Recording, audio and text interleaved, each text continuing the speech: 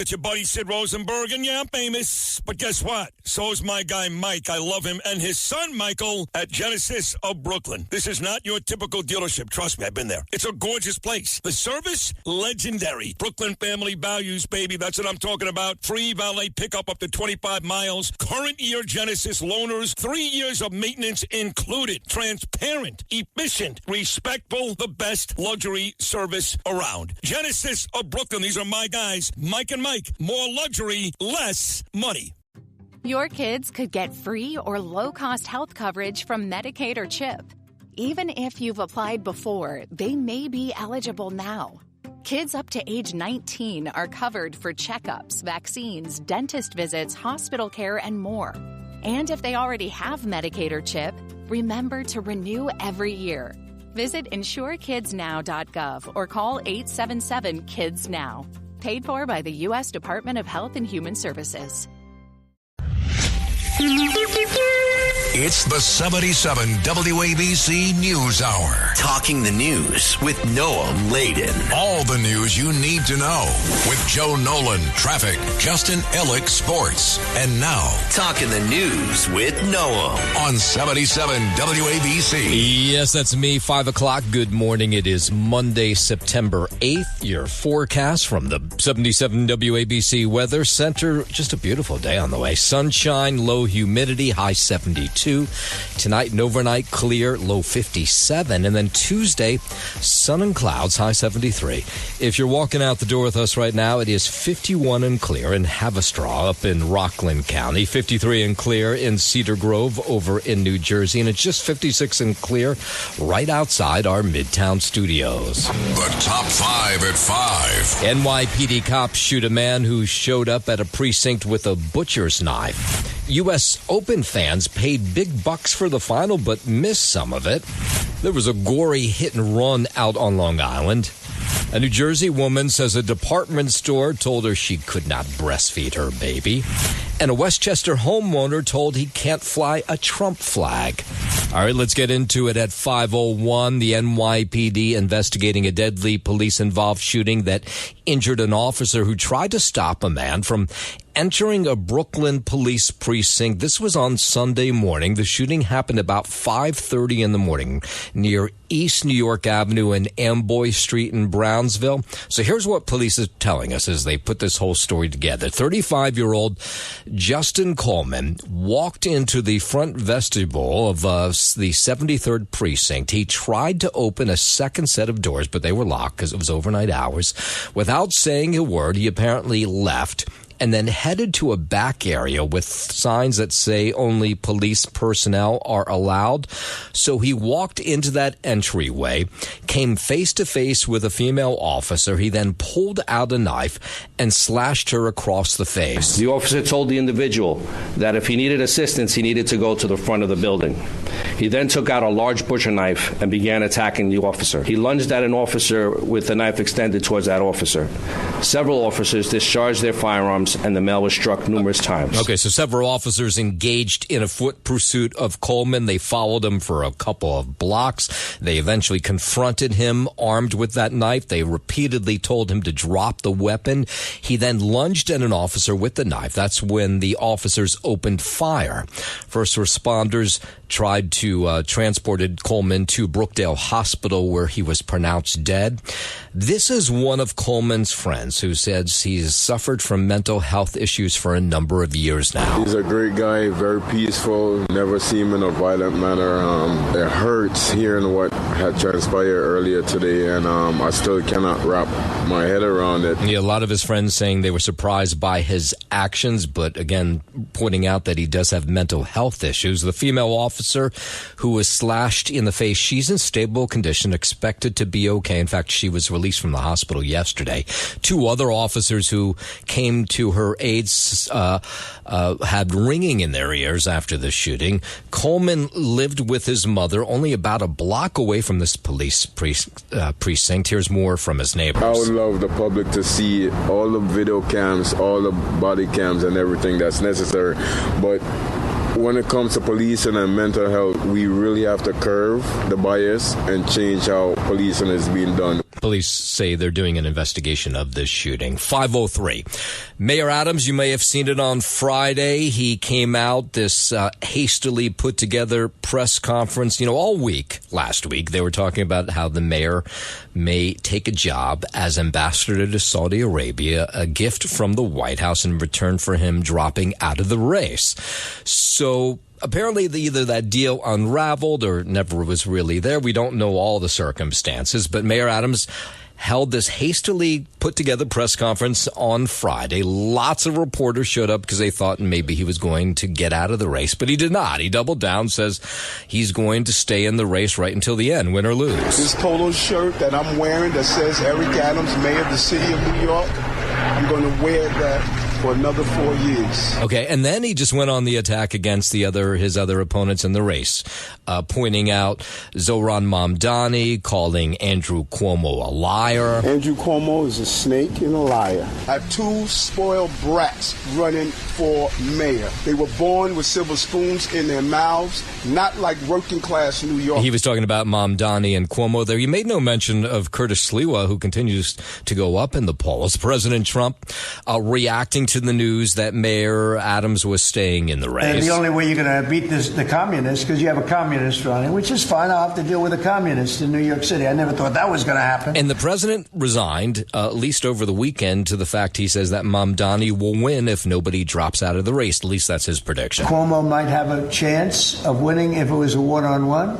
If it's not one-on-one, it's going to be a hard race. Okay, so it has been just a wild race since June, since Mamdani won the primary, and now you have Cuomo running as an independent after he lost that primary, Mayor Adams, who didn't take part in the primary, running as an independent, and then, of course, Republican independent candidate Curtis Sliwa.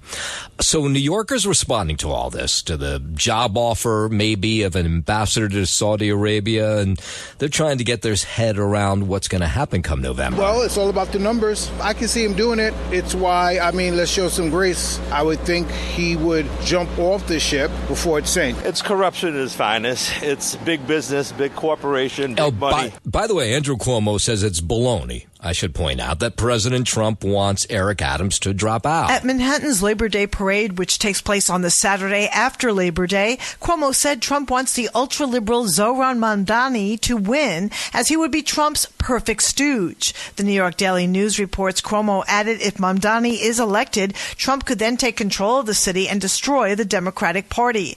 Adams, Mamdani, and Republican candidate Curtis Sliwa also marched in the parade. There has been speculation that Trump wants Adams to drop out to give Cuomo a better chance of winning, but Adams has said he's staying in and expects to be reelected.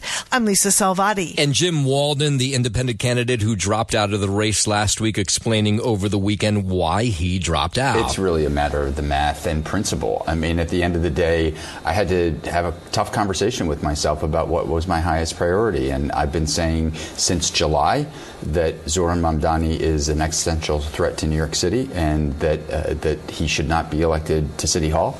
In a split race, Mamdani wins, period. He's going to get between 550 and 650,000 votes in the general election. But in a one-on-one race, Mamdani's likely going to lose. Okay, coming up after 5:30, we'll have more on the race. Zohran Mamdani was hanging out with his buddy Bernie Sanders. We'll get into that. WABC News Time 5:09. Let's head out to Brooklyn with a story that just came into us. A driver killed after his car careened into a building. This was in Midwood, Brooklyn this morning. Police say the Honda Civic jumped the curb, smashed into a building, Flatbush Avenue, at about 1:45 a.m. The impact was so intense, the car split in half. The driver found lying on the roadway. He was pronounced dead at Kings County Hospital. Police believe this was all speed related. Of course, as more details on that crash come into us, we'll pass them on to you. 5:09, out to New Jersey, where police in Mahwah investigating the death of of a 68-year-old man who was pulled from a backyard swimming pool on Saturday. Police were called to the man's home on Bedford Road by a family member who found him in the water. Cops pulled him from the pool and performed CPR. NJ.com reports emergency responders then took the man to Good Samaritan Hospital in Suffern, where he was pronounced dead. Authorities are investigating to determine if the man drowned or if he suffered some kind of medical emergency. I'm Larry Kofsky, NBC News Radio. No one had won Powerball since May, so it was over $1 billion. But now there have been 2 winners of the drawing. 2 tickets sold in Missouri and Texas matched all 6 numbers in Saturday's drawing of the nationwide lottery. Both states allow lottery winners to remain anonymous, and no one has yet to come forward. But the Texas Lottery says one of the winning tickets was sold at a gas station convenience store in Fredericksburg. If that doesn't sound like you, don't throw your ticket away just yet. There were some tickets that match 5 of the 6 numbers, and those are worth $2 million. I'm Jim Forbes. 5:10, let's go down to Florida. A man accused of attempting to assassinate President Trump set to go on trial starting today in Florida. Correspondent Nick Harper has more. Ryan Ruth was arrested in the run-up to last year's election when he was spotted hiding in the bushes with a rifle at Donald Trump's West Palm Beach Country Club. He's pleaded not guilty. Jury selection is expected to take 3 days, with the trial scheduled to last up to 4 weeks. And earlier this summer, a judge had ruled that Ruth could defend himself, advising him against it. Ruth has been told he's not allowed to make any sudden movements while presenting his defense from a podium in the courtroom.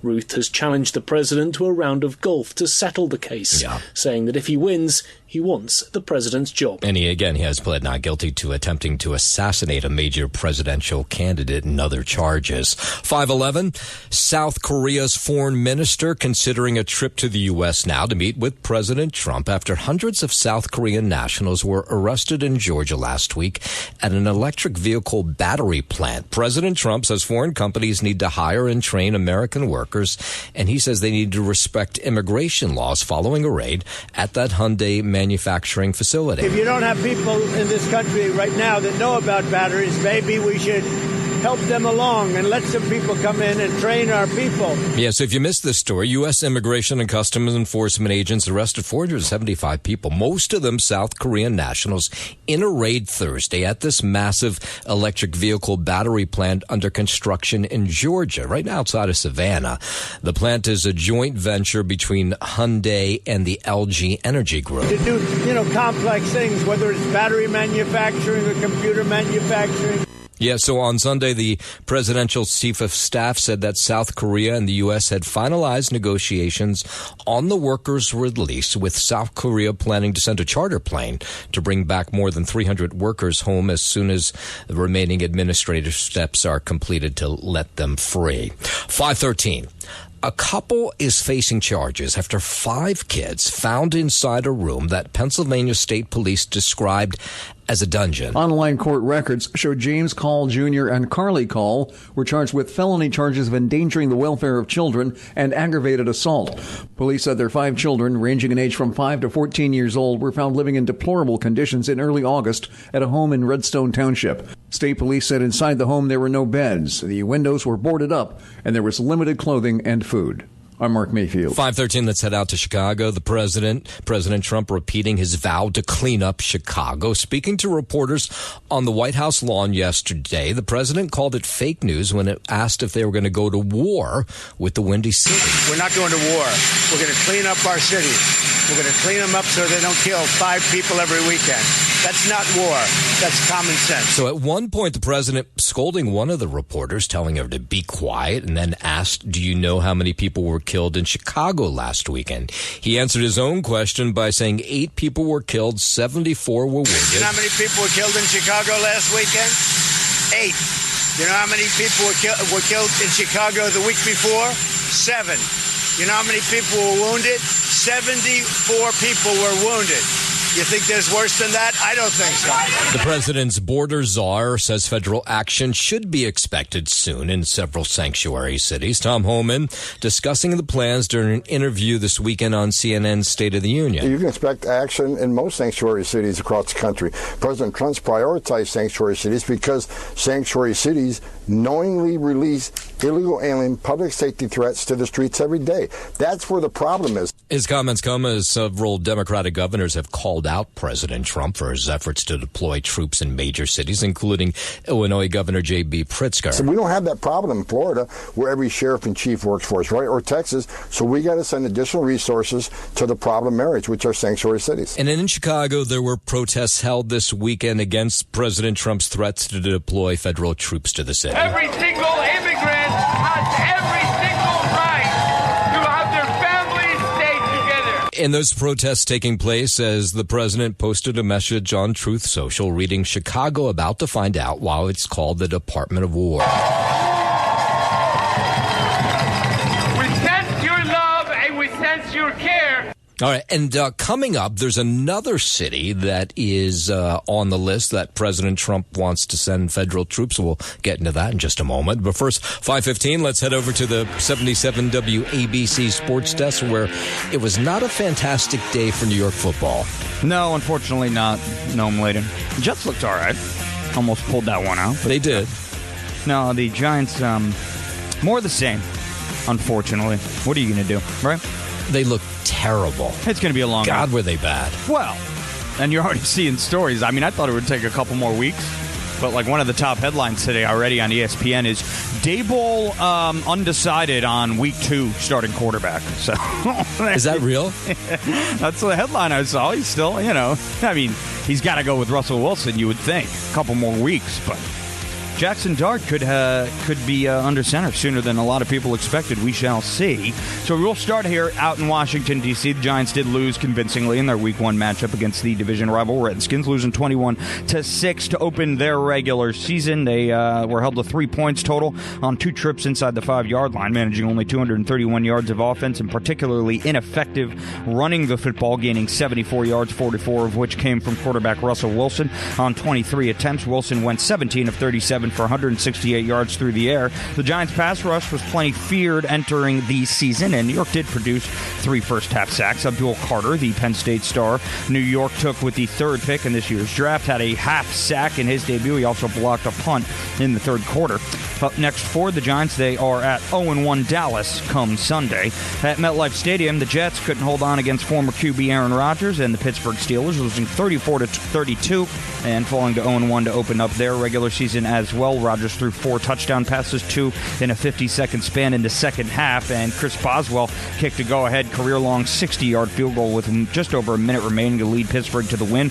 Justin Fields, also playing against his former team, ran for 2 scores and finished 16 of 22 for 218 yards with a TD pass to Garrett Wilson, and running back Breece Hall registered 107 yards on 19 carries. It was the first time in NFL history that quarterbacks in Week 1 on both sides faced the teams for which they started the season opener the previous year.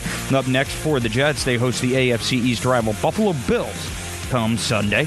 To the Diamond in the Bronx, Aaron Judge saved a run with a diving catch and scored the go-ahead run on Cody Bellinger's double as the Yankees beat the Toronto Blue Jays 4-3 and closed within 2 games of the AL East leader. Judge had 3 walks, including in the 3rd when he stole second and came home on Bellinger's double off the right center field wall. Ben Rice hit a 3-run homer in the 1st off Max Scherzer to back Max Fried, who tied teammate Carlos Rodon and Milwaukee's Freddie Peralta for the Major League lead in wins. The Blue Jays won 8 of 13 games against the Yankees this year and hold the tiebreaker. New York won its 2nd straight over Toronto after losing Friday's series opener and leads for the top AL wildcard. Up next for the Yanks, an off day today before welcoming in the AL Central leading Detroit Tigers tomorrow night. As for the Mets, they lost their finale against the Reds 3-2, dropping 2 of 3 in Cincy over the weekend. Brandon Sproat held the Reds hitless through 5 1/3 innings in his Major League debut before allowing 3 consecutive hits. Juan Soto hit his 38th homer, a 9th-inning drive off Tony Santillan.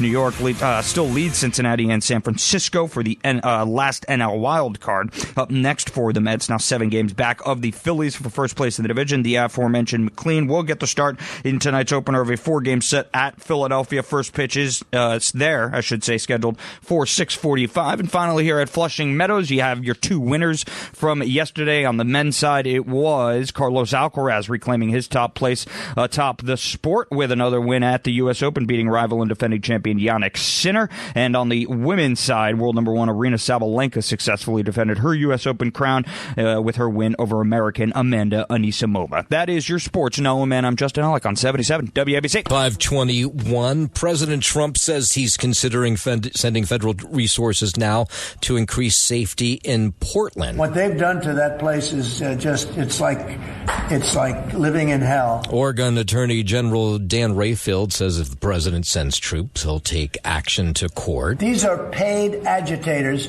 and they're very dangerous for our country. And when we go there, if we go to Portland, we're going to wipe them out. These are paid terrorists, okay? These are paid agitators. These are professional. I watched that last night. I'm very good at this stuff. These are paid agitators. Local lawmakers say police have successfully dealt with what they call occasional violence and property destruction around an ICE facility in Portland. WABC News Time 521. Let's go overseas. Just in the last hour or so, there's been a terror attack in Jerusalem.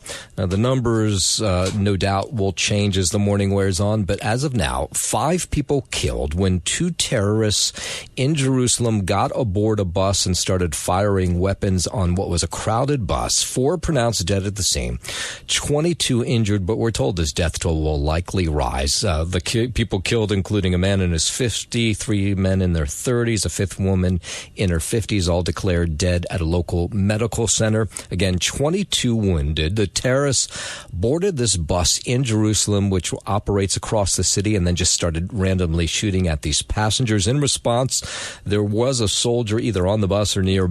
Several civilians at the bus stop engaged the attackers, returned fire, and the terrorists were killed at the scene. Of course, there's more details on this terror attack that took place about 3 a.m. our time in Jerusalem come into us. We'll pass them on to you.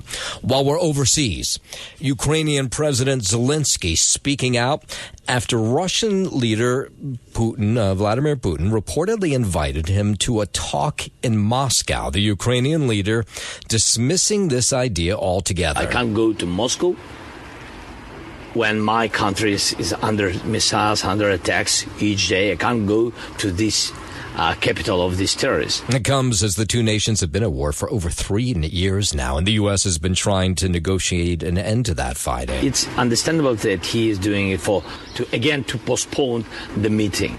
Yeah, and Zelensky took to ABC this week to say that he's hoping the U.S. can put more pressure on Russia to stop the war. This is only one way how to stop the killer. You need to take off his weapon. Energy is his weapon. He's calling for sanctions. I'm very thankful to all the partners, but some of them, they continue buy oil and Russian gas, and this is not fair.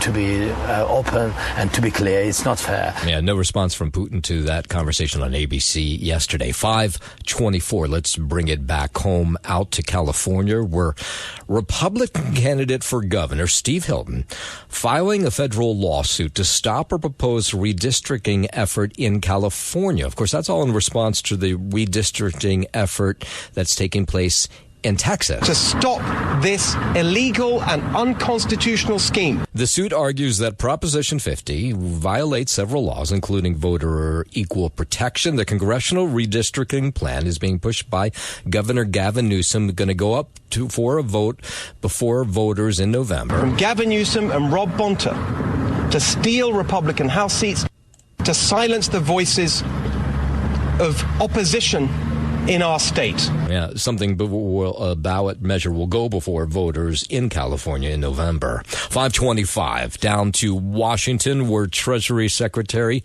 Scott Bessent brushing off concerns following a less than desirable jobs report that came out on Friday, said that the president's policies, this was Bessent speaking, will see the country through all this. We're not going to do economic policy off of one number. We believe that good policies are in place that are going to create good, high-paying jobs for the American people. The report showed just 22,000 new jobs were added in August, which is down from the previous month's 73,000. We are going to push through with the economic policies that are going to set the economy right, I believe by the fourth quarter, we're going to see a substantial acceleration. WABC News Time 526. Maryland's Governor Wes Moore says he has officially ruled out a run for president in 2028. Moore made the comment during an appearance on NBC's Meet the Press, saying that he's, quote, excited about going back in front of the people of my state and asking for another term. The Democratic governor has been floated as a potential contender for the White House. The 46-year-old has been considered a rising star in the Democratic Party for years, but he gained national attention last year while displaying his strong leadership style after the Francis Scott Key Bridge collapsed. I'm Lisa Carton. The Justice Department has asked a federal judge overseeing the Jeffrey Epstein case to deny a request from NBC News to unseal the names of two associates who received large payments from Epstein back in 2018. Court documents show the Justice Department cited privacy concerns as the reason for not making their names public. One of them received a $100,000 payment from Epstein, and the second person got a $250,000 payment in 2018 from the late sex trafficker. The payments were made after the Miami Herald published a series of investigative stories where victims criticized the plea deal he received in Florida back in 2008. As part of the plea agreement, federal prosecutors in Florida agreed not to prosecute the two former Epstein associates. I'm Jim Forbes. It's the 77 WABC News Hour. Talking the news with Noam Laden. All the news you need to know with Joe Nolan, traffic, Justin Ellick, sports. And now, Talking the news with Noam on 77 WABC. Yes, that's me. Good morning. It is Monday, September 8th. Your forecast from the 77 WABC Weather Center. Just a beautiful day on the way. Sunshine, low humidity, high 72. Tonight and overnight, clear, low 57. And then Tuesday, we'll do it all over again. Sun, clouds, high 73. If you're walking out the door with us right now, so happy you are, 61 clear, rather check that, 51 and clear in Haverstraw up in Rockland County. It's 53 and clear in Cedar Grove over in New Jersey. And it's 56 and clear right outside our Midtown studios. WABC News Time 539. Let's head out to Long Island, where a Selden woman hit and killed a pedestrian Sunday with her car and then took off. This was about 1:30 in the morning. Police say another driver reported seeing a body and a car parts on College Road just north of Mooney Pond Row. They say this 36-year-old who was hit was pronounced dead at the scene. Police caught up with this 31-year-old driver, Yeme Sanchez Guzman, who had damage to her car's front end and windshield. It's never good when you drive away from an accident. They always catch up with you. So now she's not charged just with leaving the scene of a fatal accident, but a lot of other stuff. It's absolutely horrible. It's always speeding down that road. Been down that road many, many times. It's just crazy. I'm not surprised, unfortunately. I think there's not enough precautions taken. I would say maybe add another stop sign. Yeah, people who live in this area say that College Road is just notorious for drivers going way too fast. People drive just too fast, too aggressively on Long Island in general. And then some of these neighborhoods, they should be like just neighborhoods, and they're really not. They're used as main thoroughfares. Sanchez Guzman expected to go before a judge a little bit later today to face charges, a slew of them. Democratic mayoral nominee Zohran Mamdani sharing the stage at Brooklyn College for what was a pretty big rally Saturday with one of his political heroes, Vermont Senator Bernie Sanders. It is an honor to be here alongside an icon of our struggle. And one of the many things that we love about Bernie is you could go to any year that he has been in politics and you will find him saying the same thing. This guy started at 2% in the polls, and he blew away the opposition. So Zohran Mamdani, of course, Democratic Socialist, the front runner in every poll that we've seen anyway, has apparently some big plans to overhaul America's largest city and revamp the NYPD's responsibility if he wins in November. We have candidates. So here were some voters who showed up at this rally. It was interesting to hear that not all of them were ardent supporters of Zohran Mamdani. Some just wanted to see what he was like in person. at one point somebody said, after watching all these candidates, including Zohran Mamdani, I'm actually now a Curtis Sliwa fan. We have candidates like Zohran and Bernie who, since the beginning, have been standing up for the working class, and it's always good to see that kind of representation. It was fantastic, incredibly inspiring. I'm ready to go do some work. I was familiar with Eric Adams as the Brooklyn Borough president, and I don't feel that he's honest. Cuomo, I'm a woman. He will get nothing from me. And actually, Sliwa, I feel like is better than those two. Yeah, look at that. Curtis picking up a voter at the Zohran Mamdani rally, probably the last place he would expect that to happen. Mamdani, who appeared with Senator Sanders, then did a sit-down with Marsha Kramer on CBS over the weekend. And he says he's trying to convince the business community that the things that he's pushing for, like universal child care, freezing the rent, free buses, are all things that would benefit New York City. I've been sharing with business leaders across the city about how my vision for making the most expensive city in the United States of America affordable is one that actually benefits all of us. Because so many of the most innovative businesses in this city are only able to be innovative if they can attract talent, young talent, that can actually live here. And what we hear from so many young people is the cost of housing, the cost of childcare, the cost even of public transit is such that they have to consider other cities. And it was interesting to hear in this interview that he did with Marsha Kramer, she asked him, she said, why are so many New Yorkers, business leaders, regular New Yorkers afraid of your candidacy? I think part of it is because of the threat that we pose to the movement behind Donald Trump. It's a movement of division. It's a movement of diagnosing despair only to then exploit it. And it's one that would cast into sharp relief the fact that Donald Trump ran an entire campaign about lowering the cost of groceries, about making the cost of living cheaper, and he's only exacerbated those same costs. And what separates us from that is that we would actually deliver on this message, and that would be something that would force the question of what he's been doing since he's been in office. And of course, there's been all the talk last week where the New York Times was reporting that Mayor Adams was in Florida to meet with White House advisor Steve Witkoff to talk about taking a job as ambassador to Saudi Arabia in return for leaving the race. Well, the mayor on Friday, if you didn't see it, held a hastily put together press conference where he said, no, I'm not doing that. I'm in the race until the end, win or lose. So it seems that nobody's going to drop out of this race. Curtis Sliwa's numbers continue to go up. He's getting matching funds.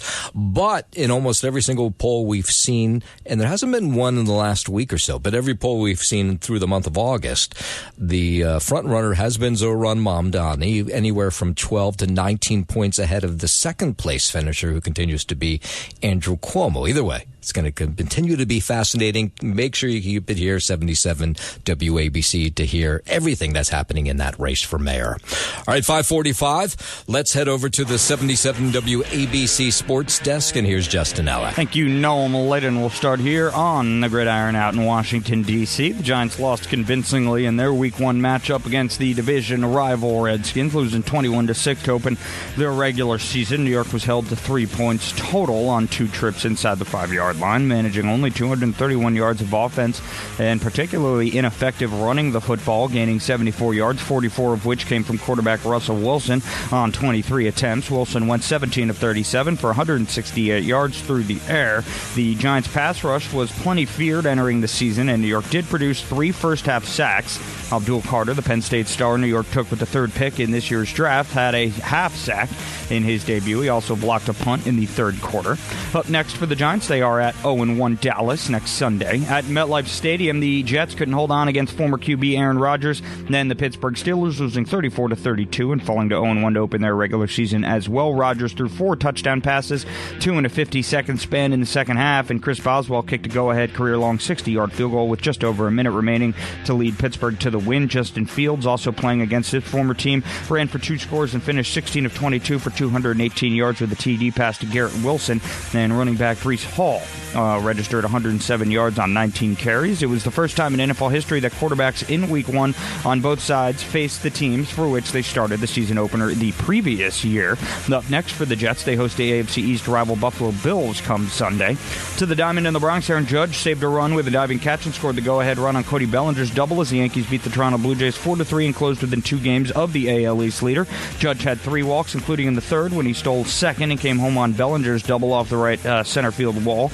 Ben Rice had a 3-run homer in the first off Max Scherzer to back Max Fried, who tied teammate Carlos Rodon and Milwaukee's Freddie Peralta for the Major League lead in wins. The Blue Jays won 8 of 13 games against the Yankees this year and hold the tiebreaker. New York won its second straight over Toronto after losing Friday's series opener and leads for the top AL wildcard. Up next for the Yanks, an off day today before welcoming in the AL Central leading Detroit Tigers tomorrow night.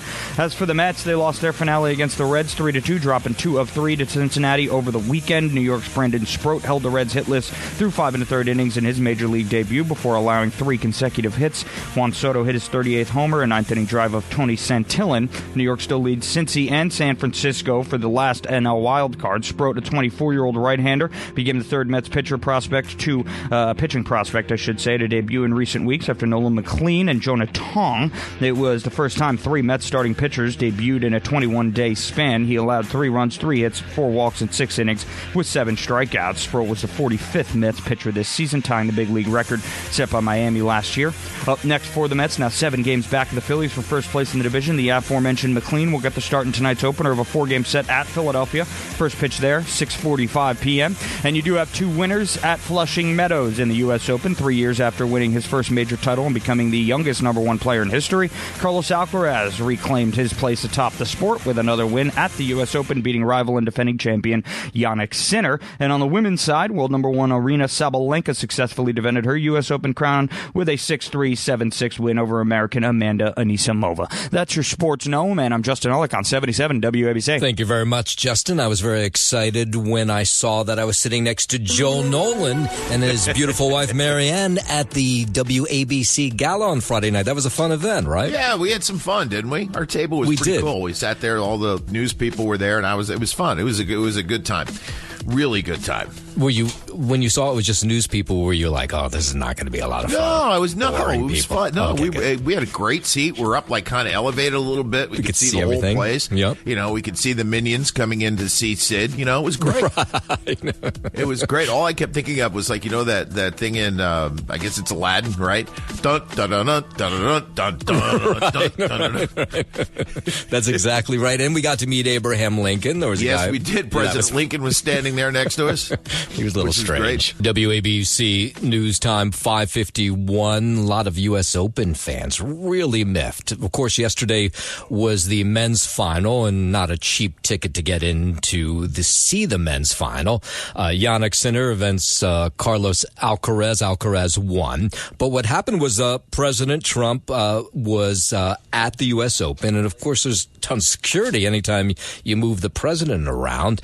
And because of that, they had to delay the match by a half hour because they were having a hard time getting fans into the arena.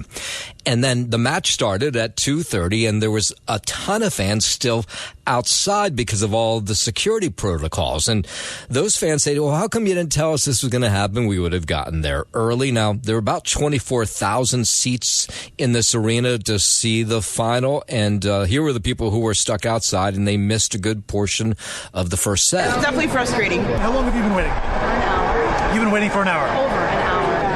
It's kind of like once in a lifetime opportunity for me, so I was excited to come and here, but yeah, it's been a little disappointing. Yeah, the thing is it's a very poor planation because most of the people in the middle is just watching the game. Everybody's kind of frustrated. They just want to know what's going on. They just want some direction. So the USTA, we reached out to them. They claim that there were emails sent to ticket holders Friday and Saturday, some sort of push message sent on Sunday too at 9 a.m. warning them that the security protocols would be in place because President Trump was there. But fans, a lot of them who were stuck in this line that snaked all the way back to the practice courts, if you know the U.S. Open, that's a long line, say they were not warned that the president was going to be there and that they should have done a better job, the USTA and everybody else working the ticket lines to get people in faster, or at least hold off the match until almost everybody was inside. But even the tennis players said they noticed that the arena was not completely full when they began to play